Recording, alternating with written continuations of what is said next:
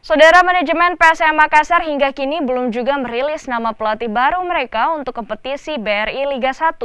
Namun sejumlah rumor menyebutkan Jupgal jadi calon kuat jadi juru taktik baru tim Juku Eja.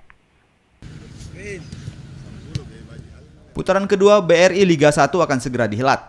Yang menghangat bukan cuma tim, tapi juga bursa transfer. Pergeseran pelatih jadi salah satu yang dinanti, utamanya klub yang belum punya pelatih definitif seperti PSM Makassar. Saat ini, pendukung PSM tengah menunggu sosok pelatih baru tim Juku Eja. Sejumlah nama sempat mencuat, namun yang terakhir adalah Jopgal. Jopgal yang sebelumnya menjadi asisten pelatih Jean-Paul van Gastel di Guangzhou City, salah satu klub di Tiongkok.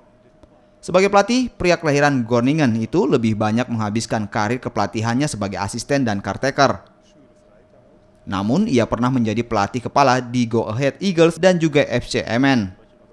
Patut dinanti apakah rumor ini akan berubah menjadi fakta dan Jopgal akan menukangi PSM Makassar.